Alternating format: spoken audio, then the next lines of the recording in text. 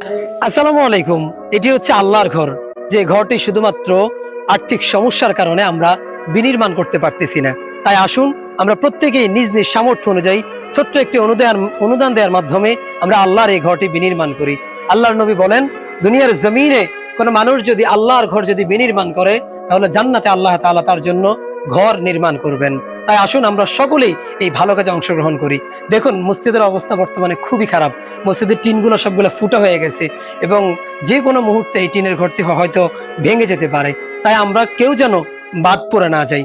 অন্তত আমরা প্রত্যেকে যদি আমাদের সামর্থ্য অনুযায়ী 100 টাকা করেও যদি আমরা অনুদান পাঠাই, তাহলে মাত্র 10,000 মানুষের টাকা দিয়েও এই ঘরটি সুন্দরভাবে বিনির্মাণ করা সম্ভব।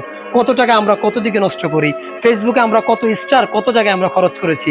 আল্লাহর ঘরের জন্য যদি আমরা 10টা স্টারও যদি খরচ করতে পারি, তাহলে এটা আমাদের দুনিয়ার জীবন এবং পরকালীন জীবনকে আলোকিত করবে।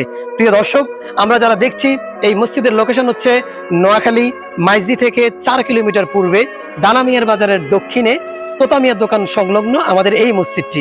যারা মসজিদের জন্য দান করতে চান বা যারা মসজিদের এই ভালো কাজে অংশগ্রহণ করতে চান, তারা অবশ্যই লোকেশনে আসতে পারবেন ইনশাআল্লাহ। এবং প্রত্যেকটা ভিডিও আমরা ইনশাআল্লাহ আপনাদেরকে আপডেট দিয়ে দিব লাইভের মাধ্যমে। মসজিদের অবস্থা দেখেন, বর্তমানে মসজিদের অবস্থা তেমন একটা ভালো না। মসজিদের টিনগুলো পরিবর্তন করতে হবে, মসজিদের নতুন একটা ভবন এখানে নির্মাণ করতে হবে এবং মসজিদের যেই পাশের যে জায়গাটা, এখানে মাটি ভরাটার কাজ এখনো বাকি আছে।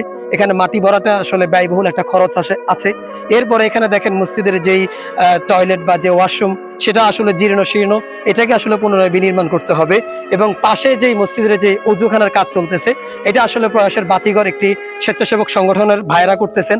এই যে আমাদের আব্দুল কাইম ভাই সহকারে আছেন, ওনারা আসলে এই অজুখানাটি করতেছেন। তা আমরা প্রত্যেকের সাহায্য কামনা করছি আল্লাহর ঘর বিনির্মাণের মাধ্যমে, যেন আমরা দুনিয়ার জীবন এবং যেন আমরা পরকালীন জীবনটাকে যেন আমরা আলোকিত করতে পারি। আল্লাহ তাআলা যেন আমাদেরকে তৌফিক দান করেন।